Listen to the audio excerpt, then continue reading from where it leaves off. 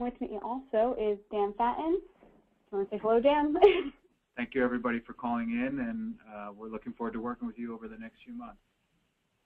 So today we're going to talk about fundraising for your symposia.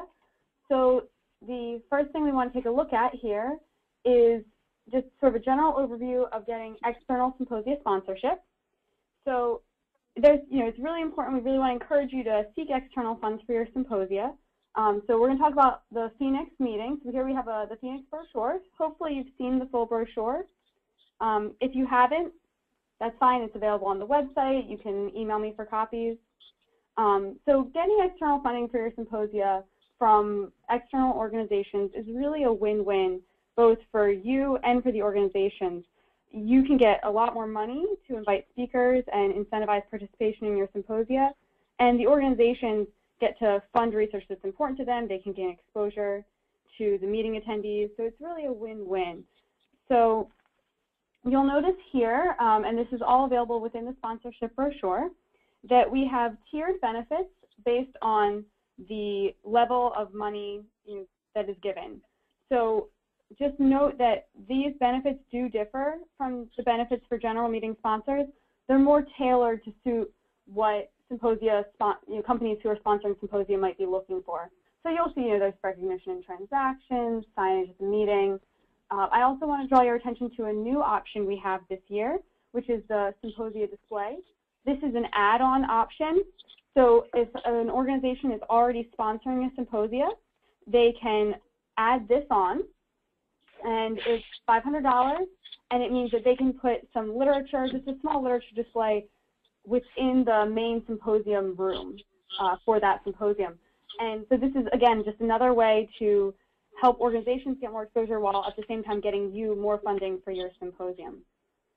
And you can definitely use this brochure in your fundraising activities. And if you want, you can access it on electrochem.org/Phoenix, or you can always contact me and I'd be able to provide that for you. And I just want to point out that the deadline here is July 31st. That's the deadline to have symposium sponsors be able to get recognized in our printed materials, so for signage outside the rooms, within the meeting program. So we can still accept sponsors after that date, but a lot of the benefits get lost, right? We can't include them in some of the printed materials, and that's very important. So that's an important deadline to pay attention to. Now, there are two ways that we can go about fundraising for the symposia. So you can fundraise independently. After this webinar is over, you might say that, hey, I feel really confident, I have the brochure, I have what I need, I'm just going to go out, reach out to organizations on my own. And that's great. You also might feel like you want to partner with ECS to fundraise. And so if you want to follow that option, you could just provide us with a prospect list. I've noted here June 30th is really when we would want to get that, just so we have plenty of time to reach out to people. And then Dan and I would work on reaching out to the prospects on your behalf. And then any money that we get as a result of that would just go to your symposium. So two really easy ways, do it on your own or work with us. Both obviously good for getting money. So we also have a new option that I want to highlight, another resource, I guess you could say. And this is a symposia sponsored ECS member offer. And so basically organizations who have not been ECS members can gain institutional membership with ECS, and as part of that, part of what they would give would go towards your symposia.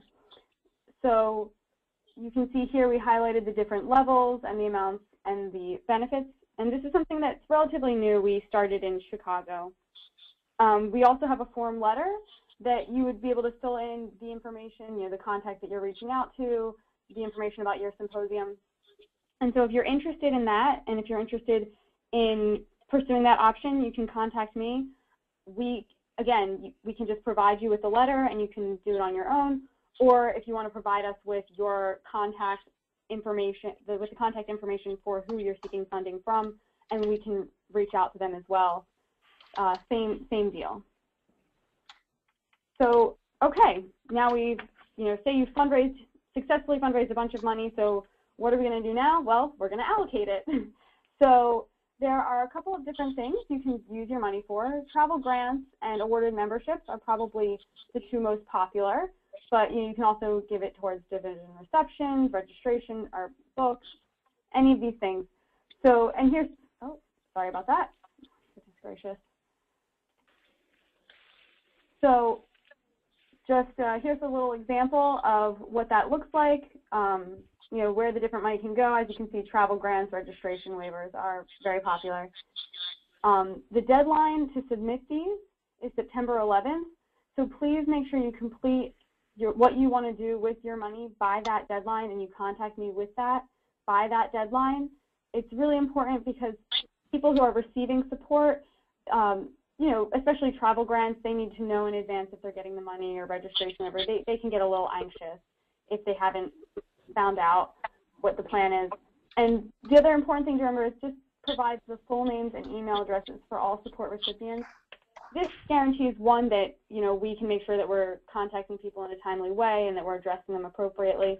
It's also really important for travel grants that the checks that we're going to be making out to these people have their full name for, you know, ease of cashing those. So, and you'll get plenty of notices between now and then, you know, reminding you to do this. So it's not just, you know, you have to remember right now. We will remind you. And just one other important deadline to note that is not highlighted. If you are seeking support from ECS divisions and you have not yet given the divisions your request form, you do need to do so as soon as possible. The divisions have to confirm their funding by the end of this week. So they just need to know if you know, and that request form, if you're interested in that, please let me know. Many of them made decisions in Chicago, but a few do still make decisions after the fact. So here's just a little reminder of the different deadlines. Again, June 30th, if you wanted to partner with us and have us fundraise on your behalf, that's when you'd want to send your prospect list to ECS. July 31st, again, is the deadline for the sponsors to be recognized in any printed meeting materials. And September 11th is when you would need to submit your funding allocations to ECS. And you can submit all of that information, and if you have any questions, you can reach out to me, Becca. My email address is down here, just becca.compton@electrochem.org. You're also welcome to call if that's easier. So now we have some time for questions. If anybody wants to ask a question, we're here to listen.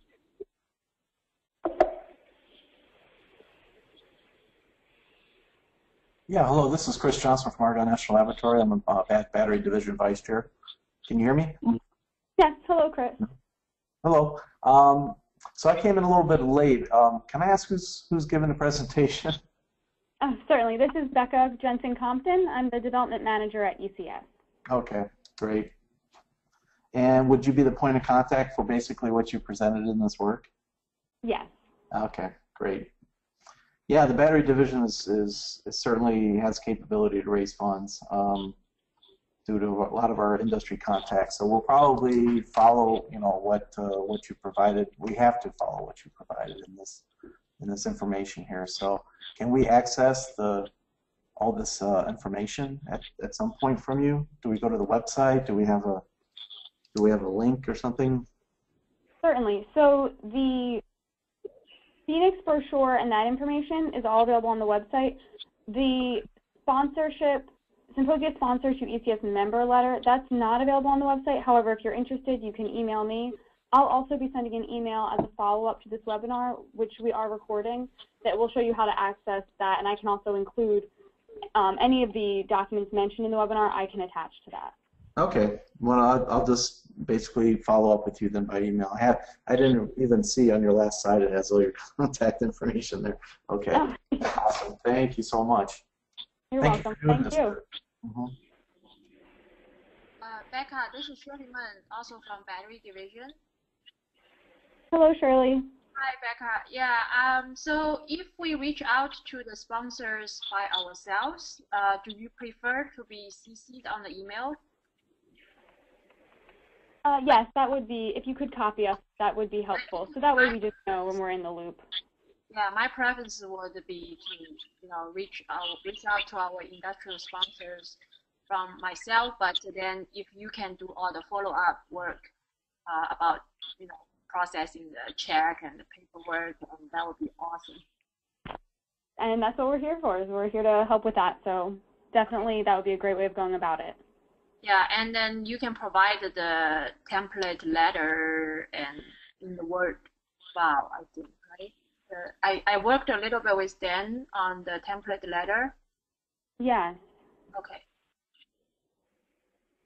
For those from the battery division, we're happy to follow up with you after the webinar with the sample letter, and we can maybe we can coordinate as a group on the solicitation for. I think you're talking about institutional member to, with the Symposia sponsorship. Yeah. So we'll definitely follow up with you offline. Okay.